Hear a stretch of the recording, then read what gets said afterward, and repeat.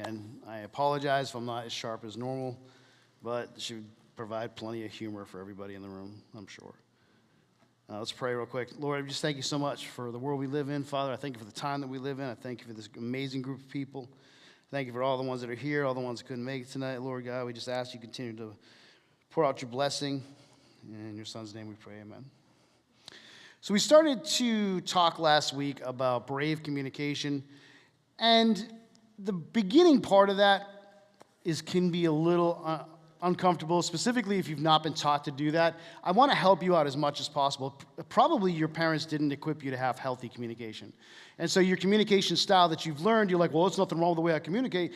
Maybe, but maybe it might be.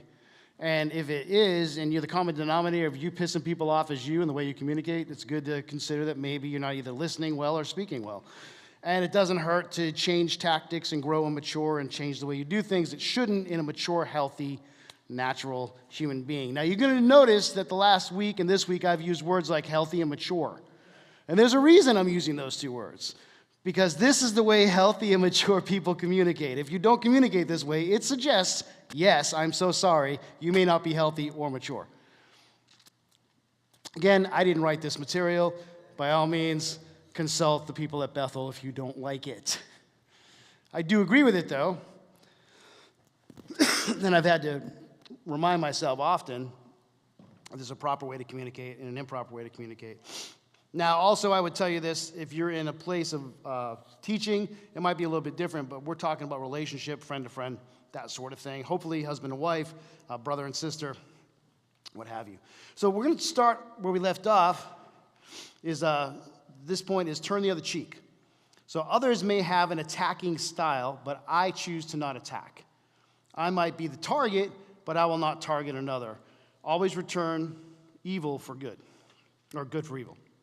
And that's hard because most of us are taught that we need to respond, we need to justify, we need to push our position. You can do that, but at the end of the day, that's probably not going to result in a healthy communication style on both sides. You need to be willing to listen as much as you are to prove your point. In fact, I would say probably a little higher.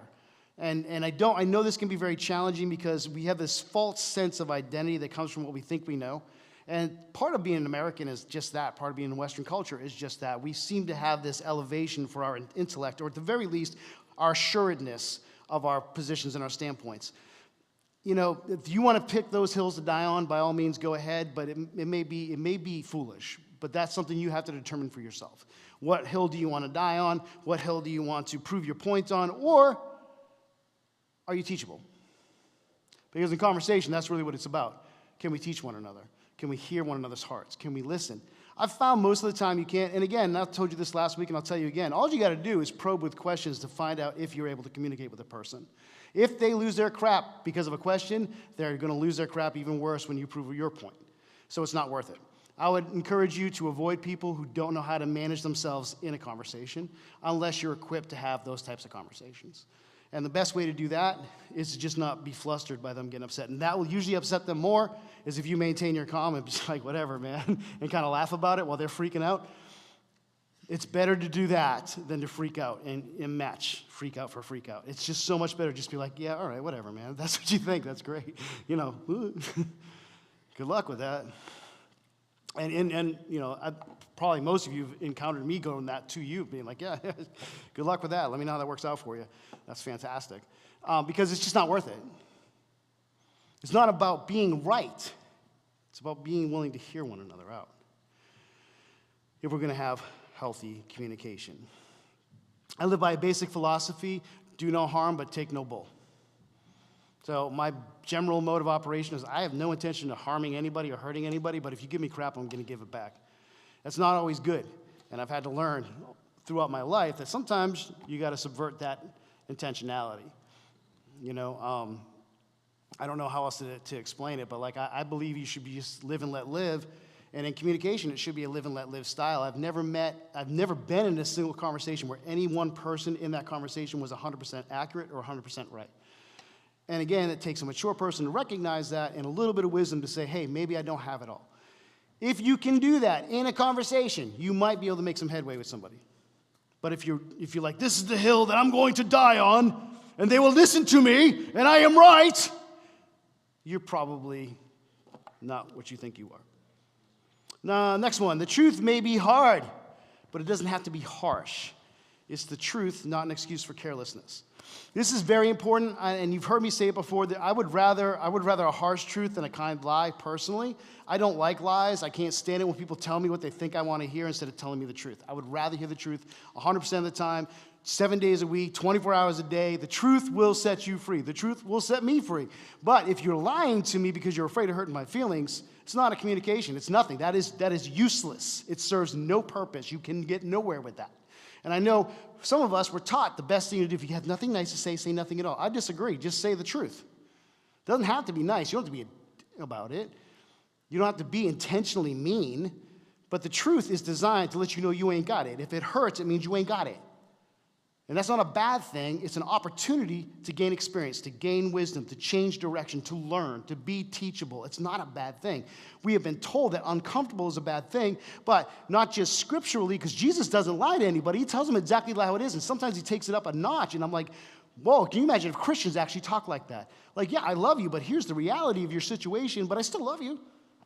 It's like the ultimate hero sandwich. Love, you might be doing something stupid, I still love you. Now, depending on your relationships, you might be able to get away with that. I have probably 5 people in my life that I can honestly say, yeah, I think that's the most dumbass thing I've ever heard, but it's cool, like whatever. 2 of them are in this room.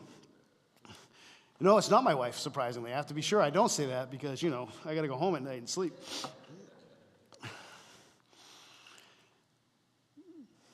But when it comes to Jason and Matt, I don't ever pull a punch. I don't think I ever have. I've apologized, and I've wished that I had said things maybe a little different once in a while, but not often. Most of the time, and I expect the same with them. And to their credit, they do it. Matt's probably a little more challenged by it because he doesn't want to hurt anybody's feelings. Jason says it the way it is. One of the reasons he and I are so close is because we never BS'd each other, ever. And we've been mad, and we've been angry, and we've walked away wanting to kick each other's butt. And at the end of the day, he's still my brother. That's true. And because of that, I know who he is and he knows who I am.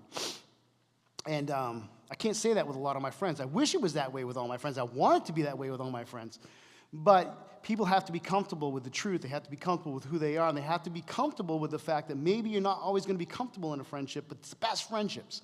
The absolute best friendships come when you have breakdowns in communication, meltdowns, and come back together and figure it out. If we're just tiptoeing around each other, nobody really knows who we are. If you're just saying the nice thing, it might feel good for a moment, but when you are absolutely fully you for the first time, it might throw your friends into a bit of a, oh my God, who is that person? Because they never actually saw that person before. But I will say this. If you don't have those kinds of relationships with your friends where you can just, here it is, deal with it, then you really do got to pick your words. You shouldn't tell a lie ever, in my opinion. Tell people, they may not like it, but there are always creative ways to tell the truth. I find that asking a question in place of a direct conversational point or direct topic point is a good way to get somebody to see, oh, for themselves, wait a second, maybe I'm off base, or maybe I'm just losing perspective in this conversation. But you got to get comfortable with that too. It starts with well, let me ask you something. Have you ever considered, and then give your truth point, and give them the opportunity to consider it, give them the opportunity to dismiss it, give them the opportunity to walk away and think about it for a week. Doesn't matter, as long as you didn't, as long as you're not fake, as long as you're not more concerned about whether they like you or not. In a true friendship, that should never even be a consideration. I don't have to worry if my friends like me or love me. I want to be sure that they see me and that I see them. That requires truth. That requires honesty. It's the only way your friendships endure for years and years. Jason, how long have we been friends? That doesn't happen by accident. Steve Rodelli and I think we've known each other for 30? Ugh. I don't even know about that. I got to rethink that one. Matt and I have been, 10 years? 11? 12? Jeez.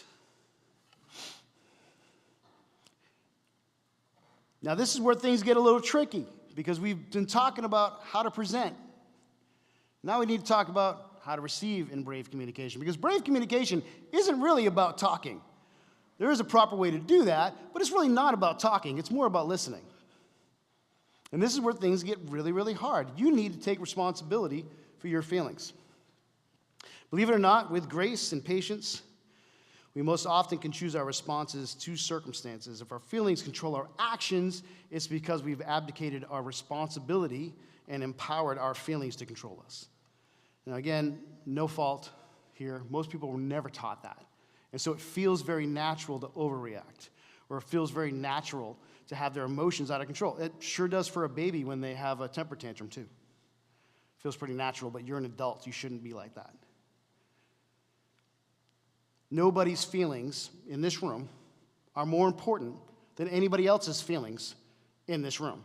And if you make your feelings about how you feel about a certain scenario, a certain situation more important than the person in front of you, it's pretty obvious to tell when you're having your meltdown. But let me just help you again. Your feelings are not more important than his or anybody else's. Everybody's feelings are equally as important. And when you take your feelings and put them above the conversation of the person in front of you, you're just a self-centered, arrogant, narcissistic child. And it's about time to grow up. You should never abdicate your ability to manage yourself to your feelings of offense, to your feelings of insecurity. The feelings, are they important? We discussed this last week. They are actually important as a direction finder, but this is the way it should work. Randy says something that fundamentally bothers me because I've built a foundation around this thing that I feel is a truth in my world. But Randy tells me a truth that shatters that and makes me reconsider my foundation. Now I have two options at this moment in time. I can freak out and tell him how I feel about him, or just freak out in general, or I can consider that perhaps my foundation needs checked. And you have I think it's 3 seconds between stimulus and reaction. And what we're looking for is response, not reaction. And you've heard me say this before. Reaction's good, like a plane's careening down out of the sky, a good time to react. Somebody in you having a disagreement, it's probably better to respond. House is on fire, you need to get out. Good to react. Someone tells you you're wrong, good to respond. That's how it works. Mature, healthy people do this every day, without a crutch, without an excuse attached to it. I don't care how socially awkward you are. I don't care how far you are on your neurodivergence or your spectrum. There's a way to learn this. How do I know? Because I'm all of those things and I learned it. So no excuse here, no crutch needed. I'm just awkward socially and I had to figure it out. You wouldn't know that I'm awkward socially. Why? Because I figured it out. Well, sometimes. Sometimes it's still a little awkward, and I know that, but whatever. When you say to yourself, I will change, I will die before I will change, chances are that relationship will die before you change. You have to be flexible. You have to be responsive. Hey, guys, you have to have the ability. Nice to see you guys. Telling yourself it won't change the situation or do any good if I talk to them is a form of not trusting yourself or them. Let me say that again because there were some disruptions here.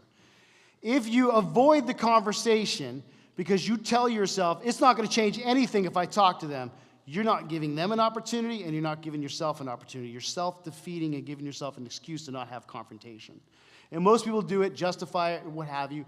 That's fine if that's how you want to do it, but I suspect if you look back on your life, every time that happened, it probably created a bigger problem. And again, you're the center of that.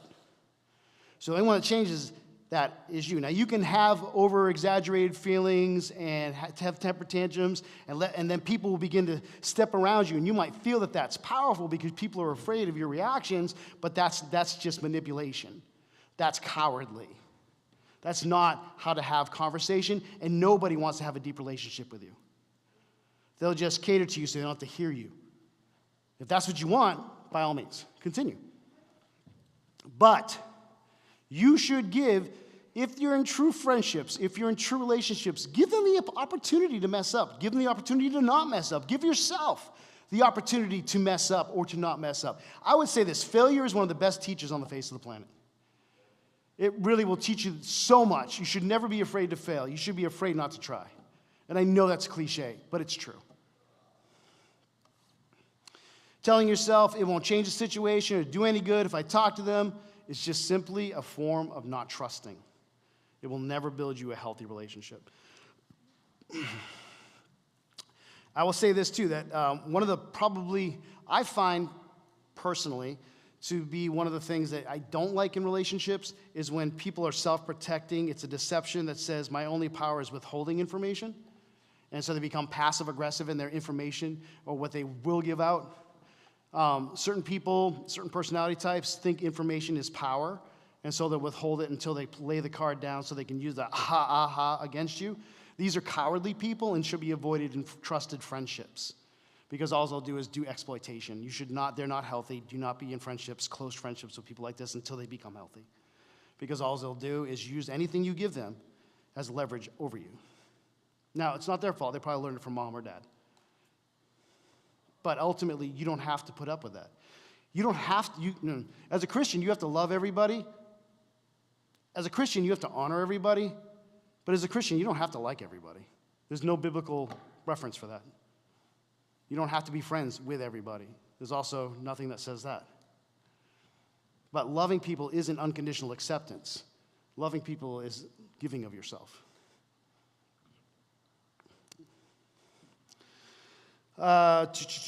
Crisis, pain, and loss are not optional in this life. Let me say that again. Crisis, pain, and loss are not optional. If you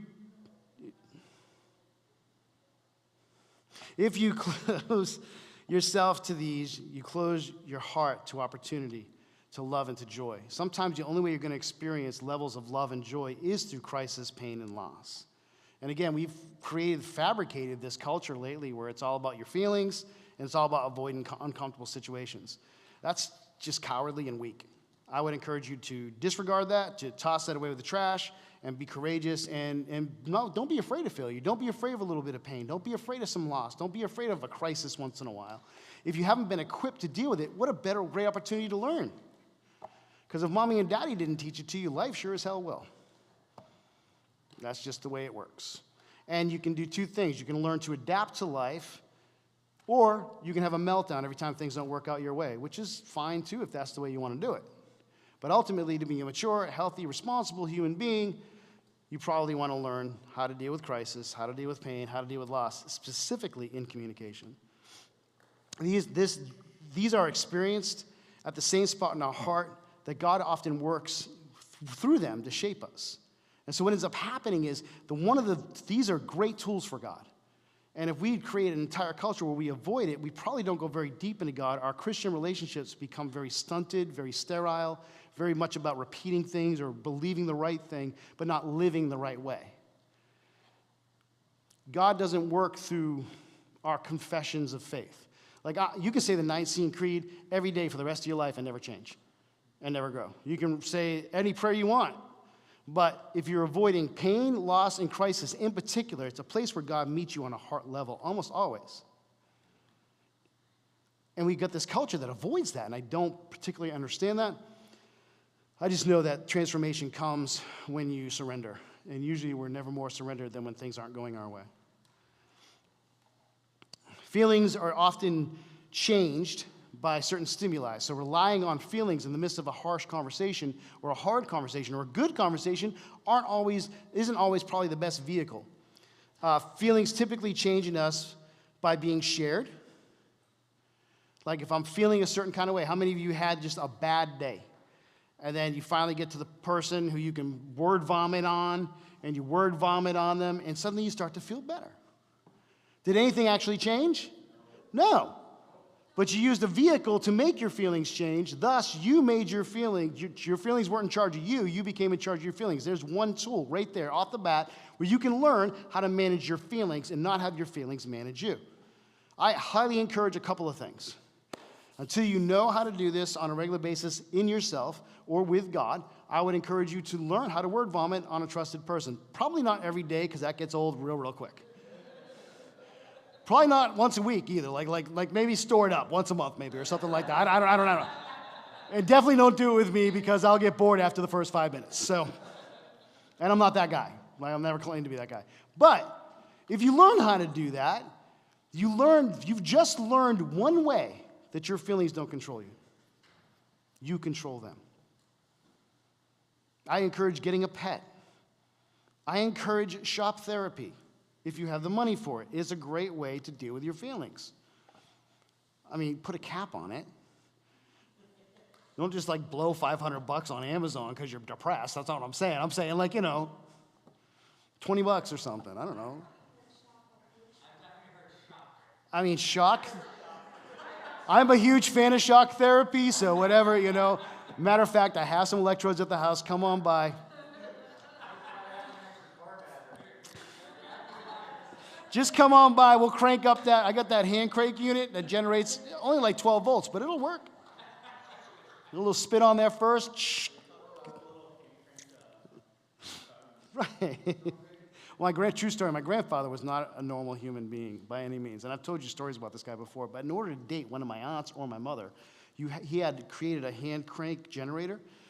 And he used to teach us about conductivity, all the grandkids, by making us hold wires and touch different things and like all of us hold hands. But anyways, there was nothing more pleasing than watching some new guy, wanting to date one of my aunts and knowing that at some point he's taking that guy down in the basement to see how long he can hold on to those wires. And there was a criteria. He's a good man. I will say this too, one of the other ways that feelings change is when you feel understood. Not just by God, but by people that maybe you've had conflict with.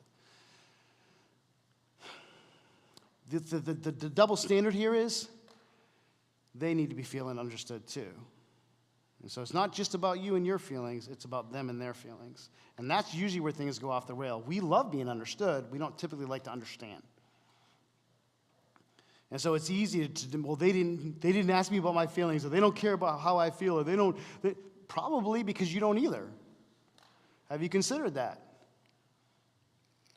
Getting different perspectives of a situation is a great way to change your feelings. Hey, maybe best thing in the world to do is to get someone who's not going to support you all the time. If all your friends always say yes, they're not your friends. If your friends only agree with you all the time, not friends, comrades, people who want to make sure that they feel good around you. A good friend, a real friend, will tell you, you off base.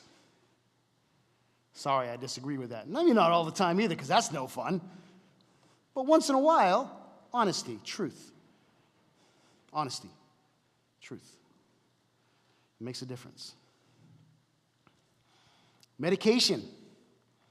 I am one of the few pastors that will probably tell you, if you are depressed, you need to get some help, man. Do not go, oh, I just need to have more faith. How about this? How about God created doctors, gave them an intellect, and actually maybe medication might be the thing you need while God's able to minister to you and teach you how to manage yourself.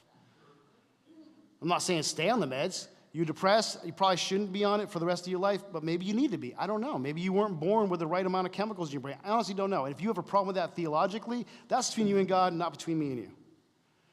But I've seen way too many people who probably only just needed to talk to a psychologist and maybe get some meds, and their lives would have been fine. But instead, because of some weird bully BS Christian thing that was shoved down their throat as a child about faith. Well, and they could have taken care of their mental health. They may have been able to impact tons of people by therapy. Exactly. And look, and don't let Christians shame you either. I'm going to tell you right now, as a Christian, do not let Christians shame you. Their faith is no greater than your faith. Their feelings aren't better than your feelings. I don't give a crap where they come from. If their theology is to shame you, then they're not speaking in the voice of the Father. The Father doesn't shame you. Satan does. And anything that brings you down or shames you for needing help probably is the voice of the accuser, not the voice of the Father. His voice is gentle. His voice is loving. He does correct. He does not shame. There's a vast difference between correction and shame. How about this? You know that you're an emotional person. And I will say this too, and I think I said this last time. Some of the things the church probably needs to get better at is working with emotional people who are actually empathic a little bit, and they're very sensitive. What's that called? People who pray, intercessory. So prophetic intercessors typically are a lot more sensitive than the normal person. In fact, if you've ever been around a true prophetic intercessor, they're kind of annoying. Not that they're not good people, but they feel everything all the time, and they cry constantly over the littlest things. And they get super, super energized by things that make no sense. It's their gift, though. And so for the rest of us who are kind of muted in that area, it's good to accept that and to celebrate that, but the church doesn't teach that. And we've talked about this before. Somebody comes in and they're in that intercessory, prophetic intercessory, and they walk into a room and somebody's got sin. They freak out. You know, this person's got this thing in their life, and then they want to do these weird, you know, like go hop on a corner 3 times and do a chicken dance around a person, sprinkle some water on them and get the demons out or whatever. How about you just pray for them? And you don't even have to go up and touch them. You don't even have to tell them. You can sit your back butt in the corner, and you can just pray for them. Your feelings are important at that point. Pray through the feelings.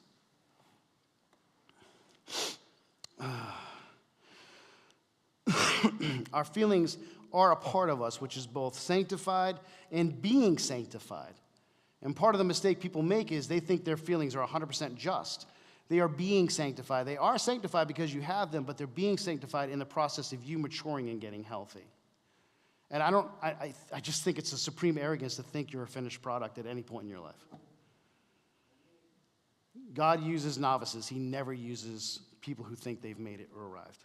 It just doesn't work that way. He doesn't need masters or professionals. He needs students and children. Sometimes believing a lie damages our emotions. One of the ones that took me years to get over, and I'm still not quite over it, and I think I've told you this story before. Me and this guy, Tom Carey, and Tom Carey was like this big, like, I don't know, looked like a superhero. We were in junior high school, and he was built to the hilt, but he had a really fugly face. I was the opposite, and I was nice looking, I guess, but very scrawny. And so this girl that we both liked said, well, I would date you if you put your face on Tommy Carrier's body. The amount of body shame I carried for the rest of my life over that affected my emotions. And if people said something and I overreacted because I thought they were talking about me, if someone laughed about this or that or made this comment or that comment, I allowed that to affect me. Now, people are going to say harsh things all the time. You can be a wussy about it, or you can learn from it. You can embrace it. You can learn to do something with it, process it, which is what I chose to do at a certain age. Unfortunately, it took me way too long. But the realization is that how I felt about that situation only came about because I believed the lie that was spoken over me. And maybe your parents did it, maybe your friends did it, maybe a sibling did it. But chances are all of us believe some lie about ourselves. The other lie I believed for me personally was that my anger was a part of me. And that I remember distinctly when I heard the voice of the Lord saying I had to surrender that part of me. And that part of me kept me warm at night. That part of me protected me when my family was dysfunctional and a mess. That part protected me growing up on the streets, living, you know, in horrible situations. But to actually give it up, I couldn't even imagine it. But the freedom that came about from that was incredible. All I had to do was surrender the lie to find out what my real feelings were. But I know I said all I have to do, I know.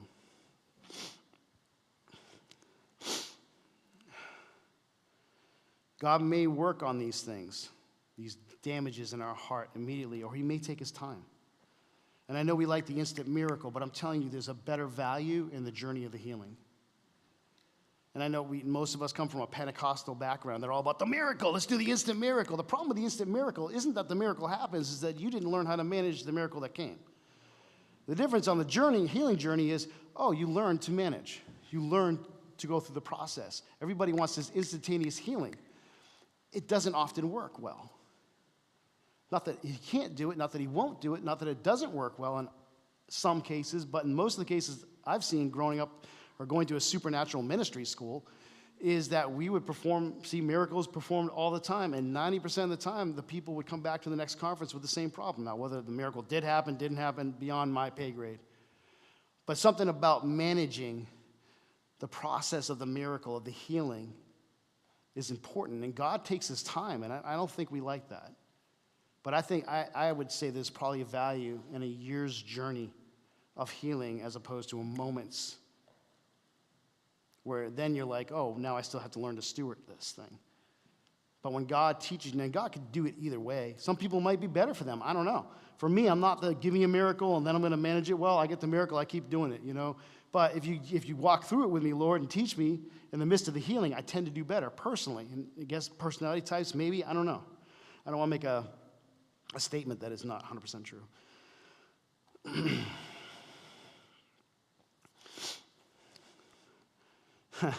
The worst one, though, is when God wants to do it the old-fashioned way, and he wants you to learn about your feelings by expressing them, being understood by your friends, going through the process of being misunderstood or understood. I've found that it's usually tenacious people who have gone into the camp of being stubborn, because tenacious is a gift from God. You understand what I'm saying? Being stubborn is just idiotic. Like, I'm stubborn just for the sake of being stubborn. Okay.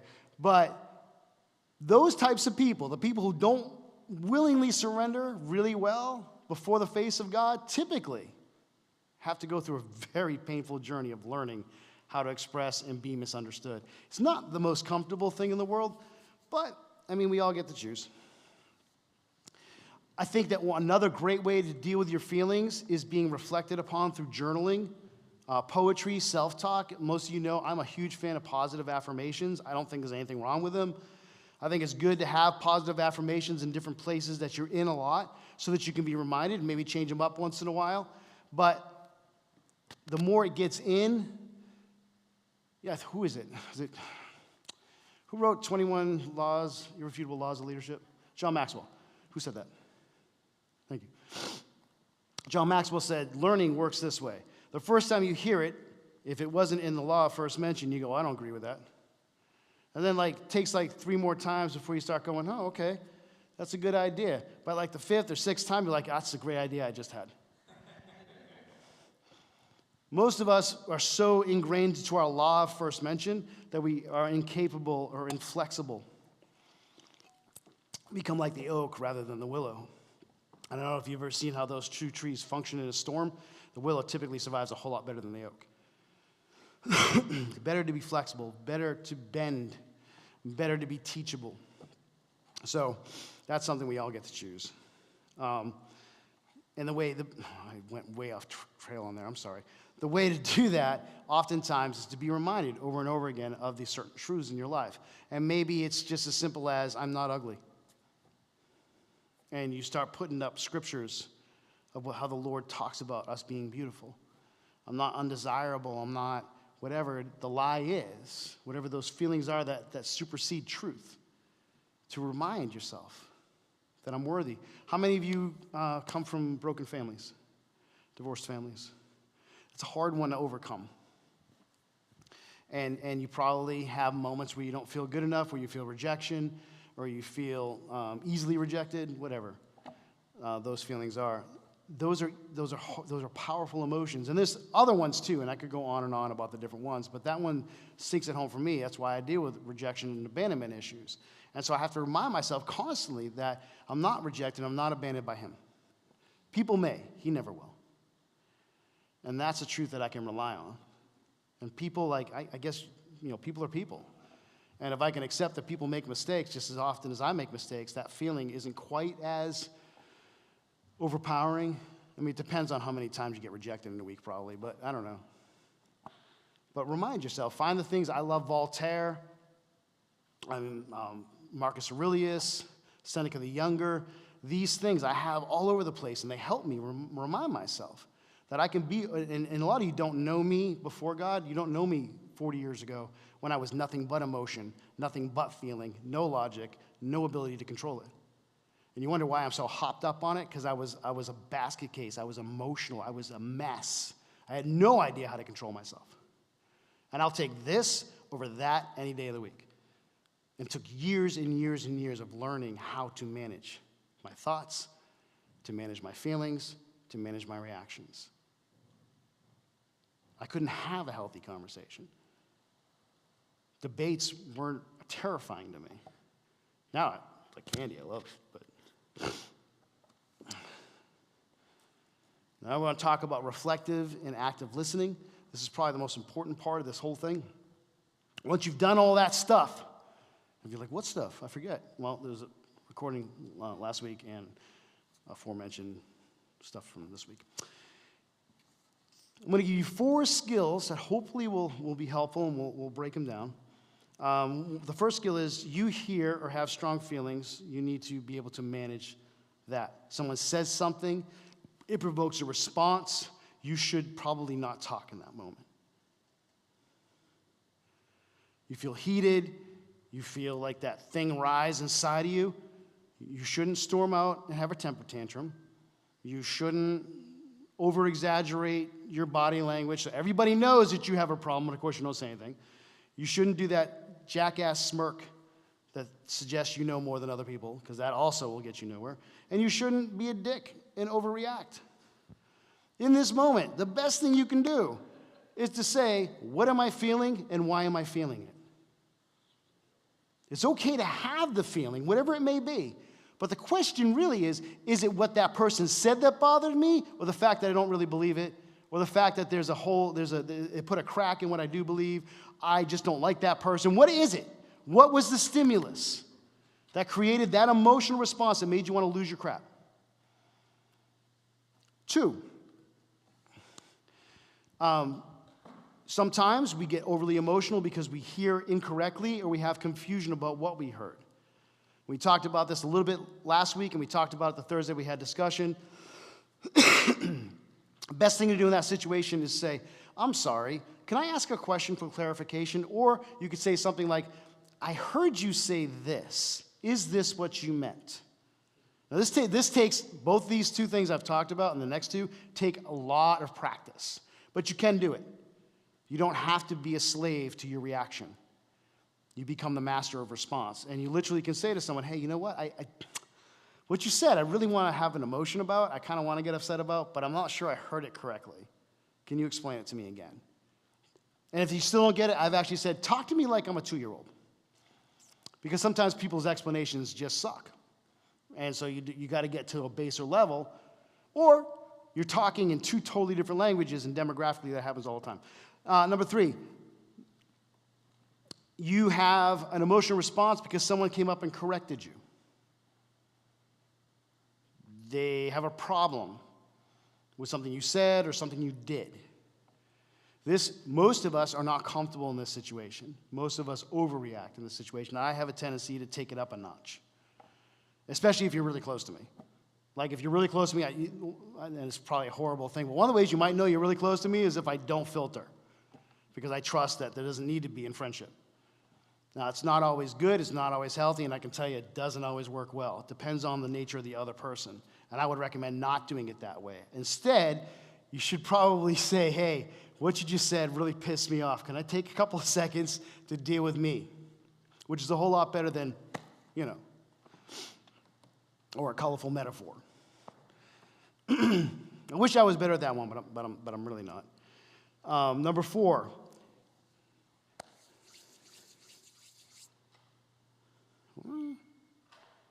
The teacher's notes make no sense.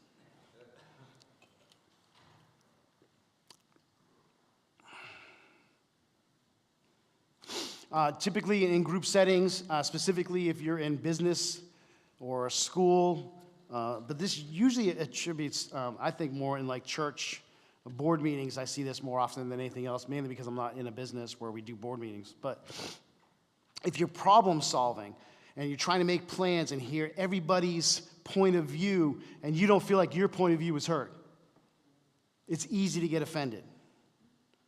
It's easy to get emotional because you feel misunderstood or you feel unheard or unseen. This is very human, very natural, but it is also very immature and very toxic. Typically, people who come from a poverty mindset or an orphan mindset tend to fall into this category sometimes, where they don't know how to manage that feeling of themselves, like if all the attention wasn't on me. So let's talk about that for a second, just that little bit. If all the attention was on me, they would have heard what I said, or why aren't my points of view being brought forth? It's easy to diagnose when you see it in others. It's not always so easy to diagnose when we have it in ourselves. If you find that, it's good to not in the moment say anything, but to get with whomever you need to that's in leadership of that group and say, hey, I don't know if it's me or what, but I just feel like no one hears what I'm saying. or no one's paying attention to me, or no one's listening. And then see what happens past that, to have more communication. Or maybe there's one person in that group, maybe it's a family dynamic, where the one sibling or the one parent just ignores you all the time. It happens. It's good to approach that person. I know this is uncomfortable, and say, hey, you know, the other day I said this, and you just totally ignored it. I felt like you didn't even hear me. Is there a reason that it keeps happening? Don't just make the accusation. Ask the question, why does this seem to keep happening? Like, can you help me understand? Because I'm not mad about it. I'm not hurt about it. Make sure that you let them know you're not actively engaged in emotional feelings about the situation. Because if you come at it emotion, you're going to get hit with emotion. Typically, not always. But most of the time, it's emotion for emotion. And so the best thing to do is to say, hey, can we talk about this? This is how it feels to me. Use the I feel messages as much as possible in this situation. And then ask the person if it's true, and give them the opportunity to consider it, pause, ask them if they need time. Maybe that person has never even really acknowledged that that happens in that scenario, so they need a week or so to think about it, or a day or so to think about it. That's okay on their end too. But this is how, in my opinion, one of the ways that I see the most miscommunication breakdowns happen in groups is just simply because we don't take the time to ask these questions. We make assumptions, and then the assumptions lead to emotions that are inaccurate. Thus, our behavior attached to those are inaccurate. And we're just living and believing a lie. We didn't give the other person even the opportunity. We made an assumption that was unfair. We do that anyways, typically in communications. So let's talk about reflective listening. Everybody still good? Is this helping any of you? All right, because you know. All right, reflective listening. Just like the title indicates, reflective listening means you mirror the statements you just heard. Sometimes you do it without the inflection, tone, or emotions, and sometimes you do it with. This is one of my favorite ways to one, dismantle an emotional moment in a conversation, and to also promote understanding. I think it's super good to say, I'm sorry, this is what did you just say da-da-da-da-da? And now, last week we talked about that one word that I'm just like, I don't even know what you guys are upset about. And then to find out that we mean two different things from the same word. And I have a whole list. Actually, since then I made a whole list of what generations have different use of different words, and right and left have different meanings for the same words. It's pretty fascinating how much words have changed and evolved over the years. So it's good to ask, hey, what you just said means this to me. Did you say it this way, or did you say it this way? Did you say this like I thought you said it? However you need to frame that, it's good to do that, rather than assume that you heard it a certain way that was never intended. And so learning how to do that is also an uncomfortable skill. Say your wife is frustrated because for several years you've waited until the last moment to schedule your vacation with your boss. This happened with me because I typically don't talk to Patty when I want to take a week off. I just take a week off. And then she's like, you know, if you had said something, we could have went on vacation or blah, blah, blah. And I'm like, yeah, but I just kind of wanted to go fishing for a week. It's unfair. It feels good for me, but it's unfair for the person you live with. You know what I mean? I don't go on vacation anymore. You seem to be doing it again. You already feel silly because you did it, and you did it a second time, especially when you know it bothers her, so you feel really defensive about it. And that's also, I would encourage you to be able to distinguish defensive speech from actual speech. There's a big difference between someone who feels offended and defensive and someone who's just responding. And we'll talk about how you can notice that. So your wife realizes you've done it again, so she sends you a good old I message. I feel anxious and frustrated when you put off scheduling your vacation, because part of the fun for me is the weeks of looking forward and dreaming about it. Now, there's a way to respond to that. You can be kind of a jerk and just say, well, I don't really care. Like, I don't like that part of it. I just kind of want to do it when I want to do it. But if you're in a relationship and you've married to someone, their feelings should matter just as much as yours. In fact, let me just say this. If you're in a marriage and any one person's feelings take mandatory over the other person's feelings all the time, it's an unhealthy marriage. Please get some counseling. And I mean that, because it'll end badly. But if you're a healthy married person, you'll think to yourself, you know what, it really is important to them, so it should be important to me. And I had that scenario where I told you, I used to be an avid gamer for a long, long time until one day the wife came through the living room, and I don't know, I'd probably been on the computer for like 2 or 3 days, whatever, playing something, and I had lost a job, and I didn't feel like the pressure to go get a job, a typical 20-something-year-old guy, and I'm in the midst of a really amazing game, and she's like, I hate that thing. You feel like you cheat on me all the time. I'm going to throw it out the window. Now, I had some feelings to that statement. One, I felt she was being completely unreasonable. Two, like she didn't understand how important the game was and how much time I had put into that character and doing amazing things in the game. She obviously didn't understand. And I could get mad about it, and I could ignore her, or I could pause for a second and hear what was really being said. And in this scenario, and any scenario like this, depending on how close you are in a relationship, it's good to pause and to hear between the lines. Sometimes it's not even pineapple about where it came from and where it started. Sometimes it has nothing to do with that. Sometimes there's something behind that that's important, and that takes skill to learn.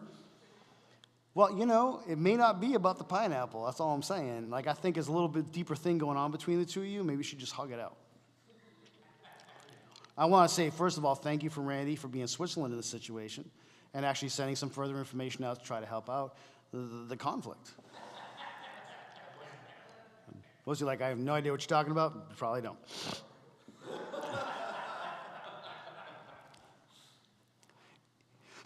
I'm so sorry for coughing on the mic. I apologize. So in this moment, instead of reacting or explaining yourself, hear me out, everybody in this room. You don't have to explain yourself to be understood. I know we think that's how it works, but your words will never convey what your heart can convey. And oftentimes we're trying to make our words speak from a place that has no words. And so you don't have to explain yourself immediately. You don't have to defend yourself immediately. The first step in that scenario is to repeat what was said to you to make sure that you understand. So Jen and I are in a friendship. Every time Jen talks, I pick up my phone, which I do, by the way, because I trust her. So it's the only time I know if Jen's talking, I don't have to usually correct anything. I can just pick up my phone and do stuff and let things fly, But she tells me, hey, why is it every time I start to have a conversation, you get on your phone? Now I can be like, I do what I want, girl. What the hell? You don't tell me what to do, man. Nobody tells me what to do. Or I can say, so you're saying that when I get on my phone, you feel a certain way. Is that what you're saying to me? I could defend it, I could explain it, or I could ask the truth of it. It wasn't anything about the fact that maybe I'm on my phone. It was about feeling devalued, right? In that scenario. Presentation means everything. Questioning is important in healthy, positive communications. And I know we're not taught this stuff, but we should be. Repeat exactly what they say. So you feel anxious and frustrated when I put off scheduling our vacation because part of the fun for you is the weeks looking forward to and dreaming about it. Now, I would encourage you to not do what I would do in that situation, which is like, seriously? Try to keep that tone out of your voice as much as possible. That takes a big skill because no matter how stupid it sounds to you, you cannot present it back that it was a stupid statement because it devalues. Do you hear me, wives? I had to make it fair. I was picking on the husbands. How about children to their parents, no matter what your age is? I mean, according to the Bible, honoring your mother and father is a type of currency in heaven, so I don't think there's a limit on that one. Also, by asking the question back without putting any other spin on it other than the spin that was presented, it gives you time to appreciate what they're actually communicating. If she looks forward to your vacations together and you've married a woman who enjoys anticipation, you should have figured that out long before she explained it anyways. Like, you should know your spouse, right? You should know your friends. If I know that, and this one's really hard for me, Matt's quality time tank needs filled on a regular basis, and because he's close to me, it should be important to me as it is to him that we have quality time together. And I'm sorry that I'm not that guy. It must be frustrating, and I apologize. I get excited, like, yeah, I thought about it this month. If you're married to a woman or a man, then you should know kind of how they are in these things. And if you've been together for a number of years, and I would say 5 is probably a great number, and you haven't figured out already that they like surprises or they don't like surprises. Not everybody thinks surprises are romantic. It's true. Some people, they think it's the most romantic. Some people, they want flowers and chocolates. Some people want jewelry. You know, no, these are the little things. We can usually figure that out. But if you can't figure out that your person that you're with likes surprises, doesn't like surprises and likes to anticipate things long-standing, now's a great time to figure it out. And so in that conversation, when you ask that question and they respond, it gives you a moment to think about what's more important. The fact that you did stupid and you feel insecure about it and upset about it, or that they're communicating their heart. I hope that we would choose the heart and not the defensive of our position.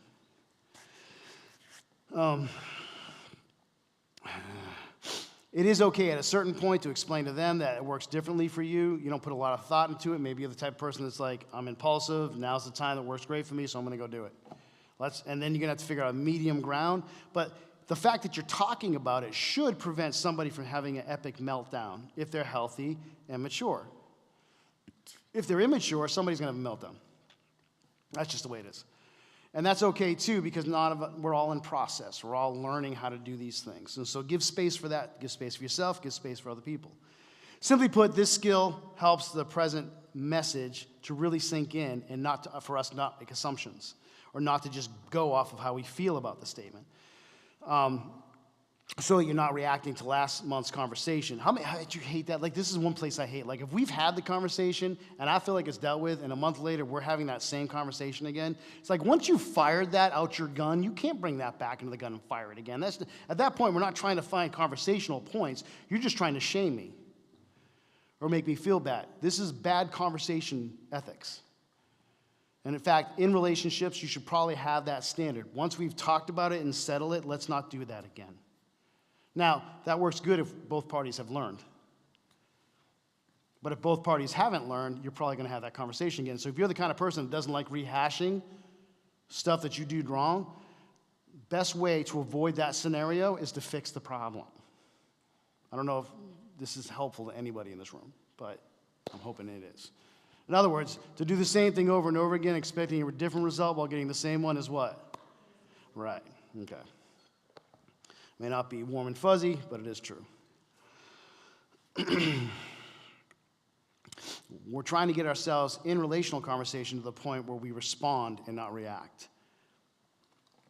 And so you have to hear the giver's words, and you have to hear what they meant in context, not in feeling. Do you guys understand the difference? All right. Now there's active listening.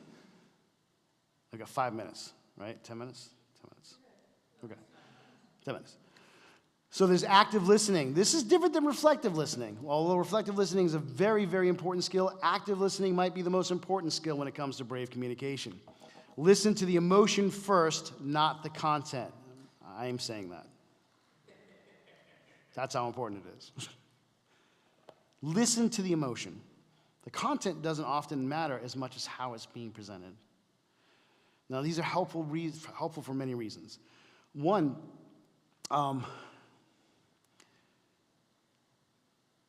it avoids assumptions and misunderstandings straight off the bat. I would encourage you to reflect emotions, just like you did reflective listening. Do reflective emotion in the active listening, meaning, and that's just see if you got it right. So someone presents something that really, really intense about it. You can say, oh, you sound excited. Or, you sound hurt. Are you frustrated? Something vexes thee. Anything works in this scenario. Like, just like, oh, I see you're very upset. Is everything okay? And it's amazing how many people get upset when you ask them that question. Is everything okay? It should be a normal question. And where I grew up, that was very normal. Is everything all right? You feeling okay today? Is something upsetting you? Does something bother you? Well, you just presented the fact that it was, so I'm giving you the honor of saying it instead of me assuming what it is or picking through or stepping on glass. I will say this, narcissists love for you to tiptoe around them and step on broken glass, waiting for the next shoe to fall. They love it. It's a powerful thing for them to keep you in control. And they do that by manipulating you. And the way they manipulate you is you never know when they're going to lose their shit over something that's this big. Only narcissists do this. Healthy, mature, normal people do not do that. But a narcissist will. When's the next thing I'm going to say? Make them fly off the handle again. And so this is a great tool for these types of people. I mean, it's really good for any type of people, any type of person. But for the narcissist, they don't know how to respond to that. Well, it usually goes something like this. You're having a nice conversation, you thought you said something completely innocuous, they lose their crap, and you say, you can either like retreat into your shell because you're so afraid of their words because they're loud, so they must be powerful, or you say this, I'm sorry, did something nice say upset you? Now, usually the response of a narcissist is they're upset that you actually question their emotions, but the next response generally is a higher, heightened level of emotion where they tell you, oh, of course I'm upset, do I look upset? And then they start blaming all the things that happened to them that day, but they don't actually address the actual issue. Now, if this person is in front of you, I'm going to give you a helpful hint. Just drop it and walk away. Do not appease them. Do not ease their tension. Do not ease their pain. Huh? I mean, that's great if you can do that. But if you're living with that person, or you have a brother or sister like this, or a parent, God forbid, like this, best thing you can do is just avoid the situation entirely, because you can't fix that. But you can continually ask when they lose their crap, I'm sorry, is something bothering you? Did I upset you? Do you have any idea how funny you look when you get this emotional? You shouldn't say that, but it's hard. Sometimes you want.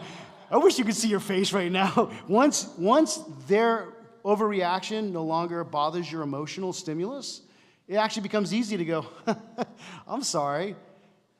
Are you upset? You control the conversation. You control your emotions. You stay in control of you. And the best way to do that is to just not be flustered by them losing their crap. Now, this will set a stage for potentially, in the future, having healthy conversation once they know that their emotions can no longer manipulate you. It's one of the best ways to do it. Now, it may take time, and you might feel like you're banging your head against the wall, but it's a lot better than worrying when the next shoe is going to drop. Is that the right metaphor? Yeah. Or when I've said the wrong thing again.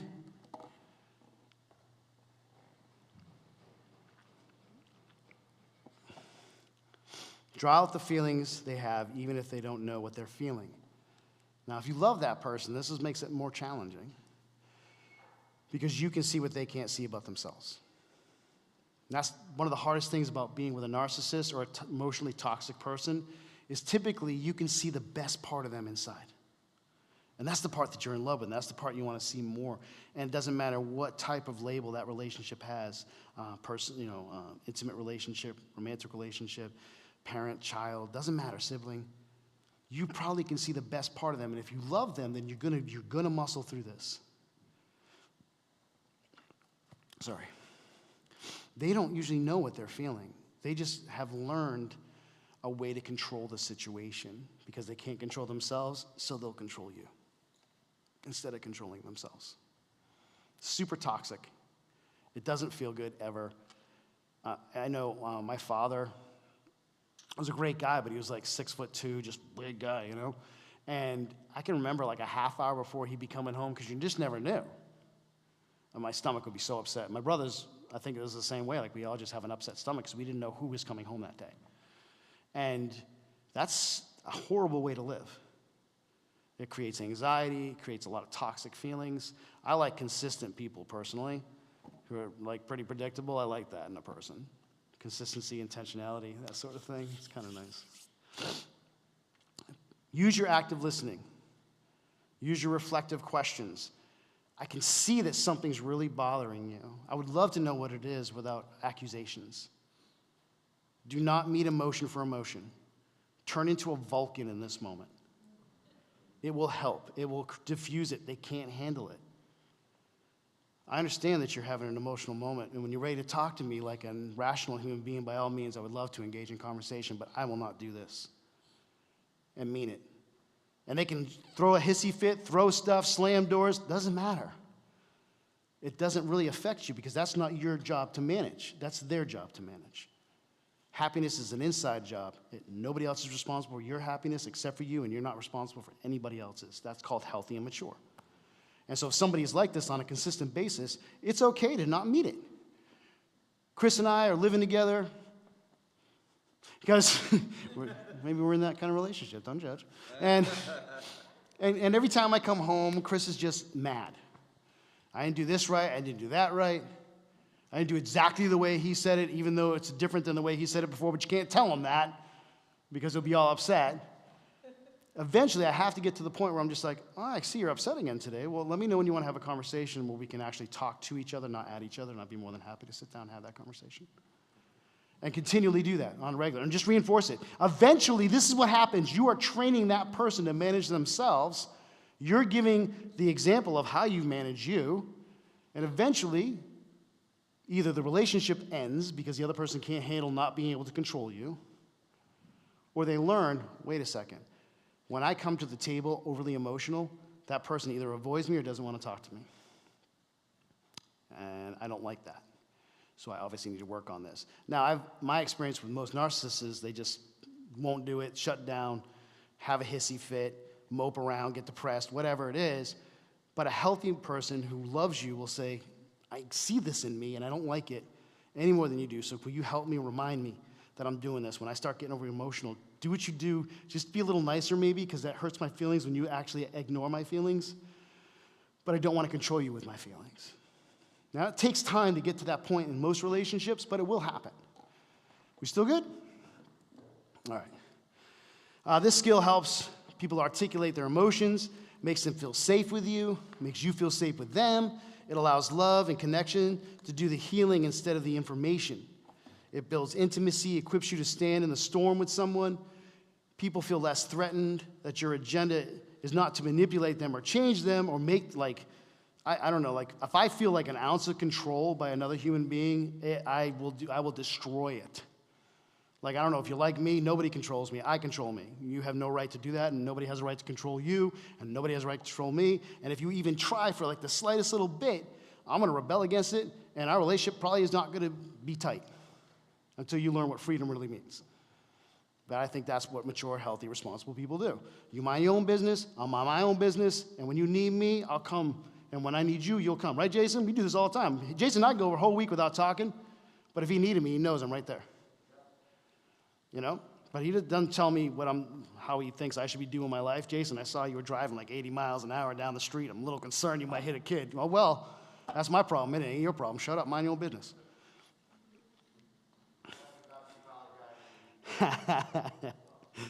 We wouldn't really talk to each other like that.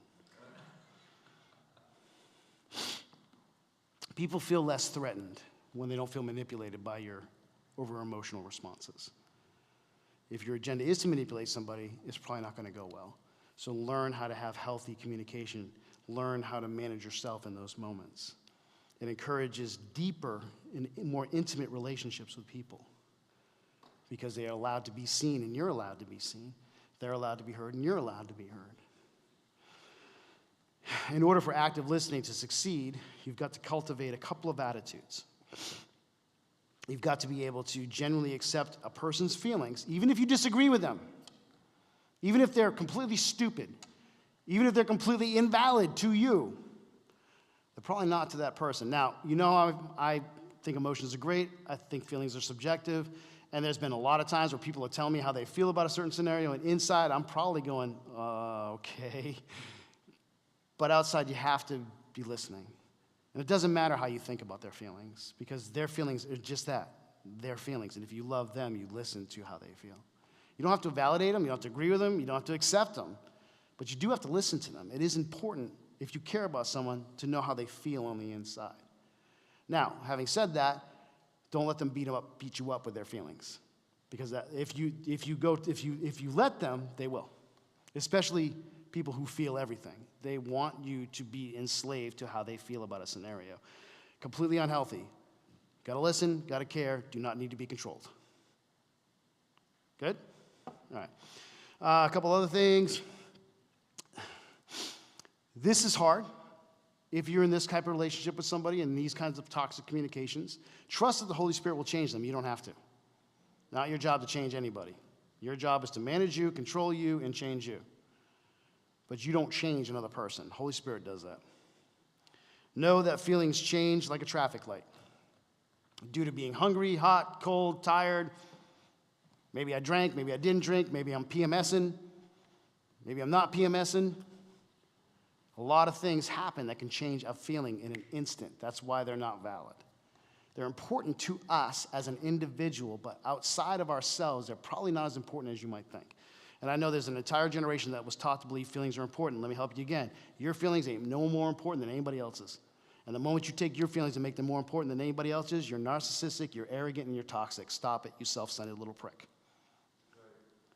Can I say that in this day and age? Don't put that on Facebook.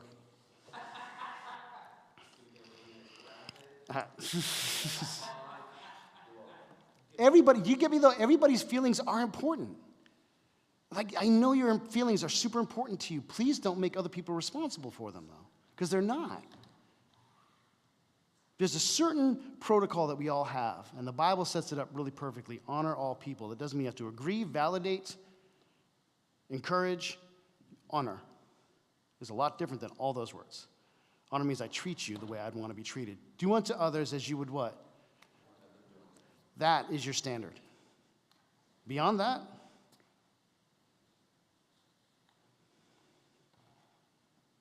let's say Scott has decided that he likes, and I'm sorry, man, you're just the person I looked at. So before I go any further, I love you, man.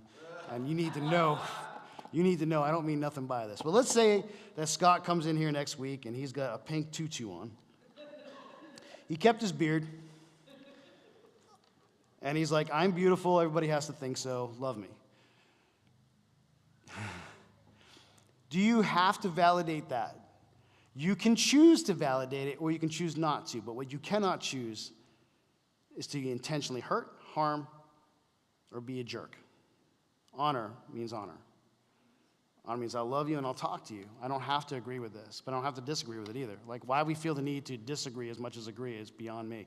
If you don't like it, then don't like it. But you have to honor that person. It means treat them with respect. Not that I ever expect to see you in a pink tutu. Though if I did, it would probably make my day.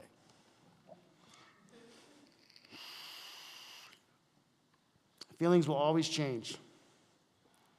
You need to see the other person in front of you, even your children, as people who are separated from you. They don't think like you, they don't feel like you. And that's okay. It should be that way. Because they're not you. You are unique. You get to feel what you feel, think what you think, do what you do. That's between you and God and nobody else. You have got to want to hear, though, in order to actually hear. And so if it's just validate me, you're not going to hear what the other people have to say. If it's all about you being right, or your feelings, or your emotions, then you'll never hear what's being said to you. And they won't hear you probably either. Don't open up a person's heart and then run off because you don't like what you see. It's very important. Don't come out as I'm just 100% genuine, and what you see is what you get, only to find out that that person is not that at all. Now, in my position, I see that all the time, where people want me to be me, but then when they see me, they don't like it. Of course we want you to be yourself, but that's not really true. Now, that happens in a lot of relationships. That'll happen in boyfriend-girlfriend relationships. It'll happen in marriages. It'll happen, I don't have to go through the gambit of relationships. But if you don't really want to accept the person for who they are, don't tell them to be themselves. Don't encourage them to tear down their walls.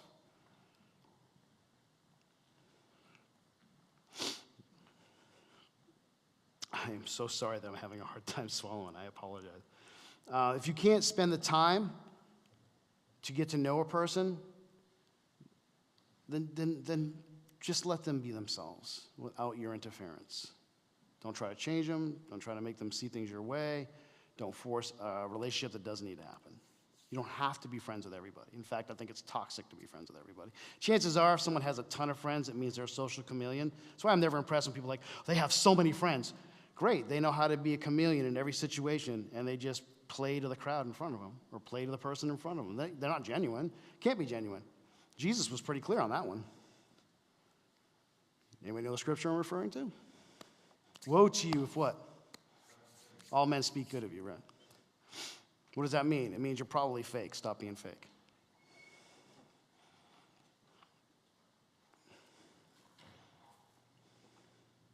Finally, don't use active listening when the person obviously needs something else from you.